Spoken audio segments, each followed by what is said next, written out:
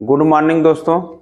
आज का जो हमारा सेशन है कक्षा 10 का यूरोप में राष्ट्रवाद का उदय है।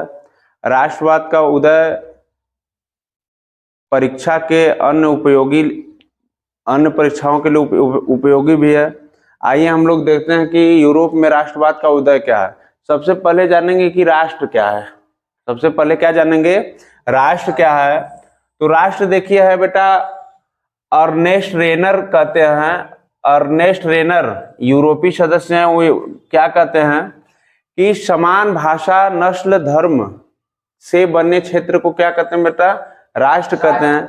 इनका कहने का मतलब यह है कि समान भाषा होनी चाहिए, एक नस्ल होना चाहिए, कई धर्म होने चाहिए और उसी से बने क्षेत्र को क्या कहते हैं बेटा, राष्ट्र कहते हैं।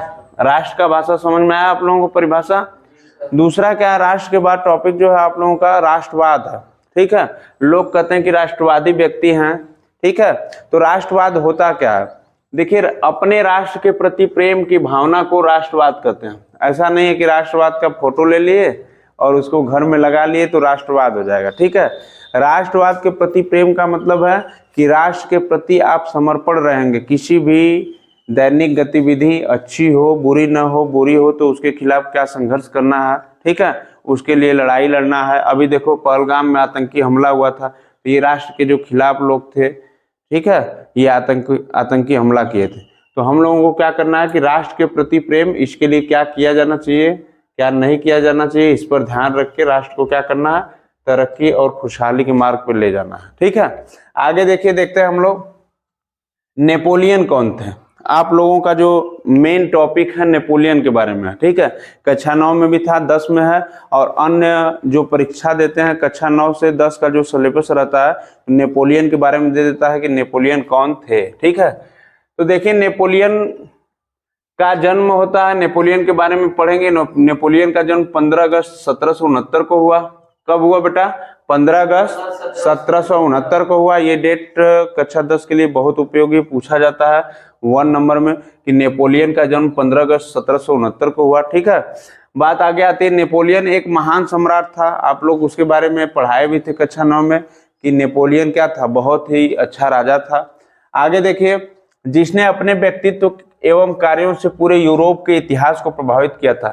कोई भी अच्छा इंसान, चाहे गांव हो, चाहे शहर हो, चाहे देश हो, जब अच्छा काम करते हैं लोग तो उसी से उसके देश का, उसके गांव का नाम हो जाता है। मान लो इसी सोनौला गांव में अगर कोई यहाँ से IAS निकल जाए, PCS निकल जाए तो नाम होगा कि नहीं, फलाने का ये गांव है, देखिए वहां से व्यक्ति IAS निकलता है। जैसे जौनपुर है, जौनपुर में लगभग एक गाँव है, उसमें 10 ठो 12 ठो हर साल IAS निकलते हैं, PCS निकलते हैं। ठीक है, तो उस गांव को IAS गांव वालों के नाम से जाना जाता है। ठीक है, तो कहीं ना कहीं क्या होता है बेटा, प्रभावित करता है नेपोलियन पूरे यूरोप को। ठीक है, अच्छा कार्य करके। और देखो दूसरा क्या है उसके बारे में, अपनी योग्यता के बल पर 24 वर्ष की आयु में ही सेनापति बन गया। इतना अच्छा काम किया कि सेनापति बना दिया गया। कब बताओ, 24 वर्ष की उम्र में सेनापति बन गया। ठीक है, आगे देखिए, उसने कई युद्धों में फ्रांसीसी सेना को जीत दिलाई। युद्ध जब करता था तो जीतना उसका लगभग तय था। ठीक है, आगे अपार लोकप्रियता, इसलिए लोकप्रिय हो गया। ठीक है, हासिल कर ली लोकप्रियता। अब उसने देखो जिंदगी में कभी वापस मुड़कर देखा नहीं। ठीक है, जिंदगी में कभी वापस मुड़कर देखा नहीं। और क्या हो गया, देखो फ्रांस का शासक बन गया, फ्रांस का सम्राट तक बना नेपोलियन। जब फ्रांस की क्रांति हम पढ़ा रहे थे तब भी बताए थे, और आज पढ़ा रहे हैं कक्षा 10 का सिलेबस अभी बता रहे हैं। ठीक है, क्यों इंपॉर्टेंट। अब देखो कि एक आता है क्वेश्चन की उदारवाद क्या है। ठीक है, लाइबरलिज्म। ठीक है, ये है क्या कि यह शब्द लातिनी भाषा के शब्द लाइबर पर आधारित है। ठीक है, पूछेगा कि ये लाइबरलिज्म जो है कहाँ से निकला है, तो बताओगे लातिनी भाषा के लाइबर पर आधारित है, और जिसका अर्थ है स्वतंत्रता। इसका अर्थ क्या है बेटा, स्वतंत्रता। ठीक है, उदारवाद का अर्थ क्या है, स्वतंत्रता। नए मध्यम में वर्ग के लिए उदारवाद का अभिप्राय था व्यक्ति के लिए आजादी व कानून के समक्ष समानता। ठीक है, उदारवाद का मतलब क्या है, आप स्वतंत्र रहें। ठीक है, आप क्या रहें, स्वतंत्र रहें। आप कानून के समक्ष समानता का भाव आप में विकसित रहे। ठीक है, आगे देखिए, अगली जो टॉपिक है इसमें निरंकुशवाद है। क्या है? निरंकुशवाद। आप लोग सुने होंगे कि निरंकुश सरकार के बारे में सुने होंगे। देखिए क्या, एक ऐसी सरकार या शासन व्यवस्था जिसकी सत्ता पर किसी प्रकार का कोई अंकुश नहीं होता है। ठीक है, लोग मनमाना ढंग से कार्य कर रहे हैं, अपना जो राजा होता है निरंकुश राजा, उससे प्रजा से कोई मतलब नहीं होता है। ठीक है, पहले सुने होगी कि फ्रांस में, यूरोप में क्या होता था कि राजा क्या होते थे, अपना भोग और विलास में क्या कर रहे हैं, जी रहे हैं, जीवन यापन कर रहे हैं, और प्रजा बेचारी परेशान है, दुखों कष्टों को क्या कर रही है, उनसे प्रभावित हो रही है। आगे देखिए, जनमत संग्रह क्या है? एक प्रत्यक्ष मतदान जिसके द्वारा एक क्षेत्र की सारी जनता से किसी प्रस्ताव को स्वीकार या अस्वीकार करने के लिए पूछा जाता है। ठीक है, उसको क्या कहते हैं बेटा? जनमत संग्रह। क्या कहते हैं? जनमत संग्रह। जैसे कि मान लो चुनाव होना है, ठीक है, तो उसमें दो पक्ष होते हैं, एक विपक्ष या एक पक्ष। पक्ष क्या होता है? जिसको हम लोग ज्यादा से ज्यादा वोट देकर क्या करते हैं, चुनाव जिता देते हैं, उसको पक्ष कहते हैं। और जिसको थोड़ा सा कम वोट मिला है उसका भी तो वर्चस्व रहेगा, क्योंकि उसके साथ भी कुछ जनता तो रहती ही है, तो उसको क्या कहते हैं? विपक्ष कहते हैं। तो ये हमारा क्या था? जनमत संग्रह था। आगे देखिए, यूटोपिया कल्पना दर्श। यूटोपिया को क्या कहते हैं बेटा? कल्पना दर्श भी कहते हैं। ये होता क्या है कि एक ऐसे समाज की कल्पना जो इतना आदर्श है कि उसका साकार होना लगभग असंभव होता है। ठीक है, और यूटोपिया का अर्थ समझ में आया? आदर्शवादी व्यक्ति से मतलब है। ठीक है, आदर्शवादी व्यक्ति क्या होता है? हमेशा सही रास्ते पर चलता है और देश को, राष्ट्र को आगे बढ़ाने में हमारी मदद करता है, लड़ाई झगड़ा से दूर रहता है। ठीक है, आगे देखिए, रूमानीवाद क्या है? क्वेश्चन पूछ देगा अति लघुत्तरी में, लघु उत्तरी में कि रूमानीवाद है क्या, तो बताओगे एक ऐसा सांस्कृतिक आंदोलन जो एक खास तरह की राष्ट्रीय भावना का विकास करना चाहता है। ठीक है, ये सांस्कृतिक आंदोलन है। कैसा आंदोलन है बेटा? सांस्कृतिक आंदोलन। जैसे कि हम गाना गा रहे हैं, और भी प्रकार के सांस्कृतिक आंदोलन होते हैं जो देश के गौरव के काम में आते हैं, उसको क्या कहते हैं बेटा? राष्ट्रीय भावना का विकास करना चाहते हैं, उसको क्या कहते हैं? रूमानीवाद। क्या कहते हैं बेटा? रूमानीवाद।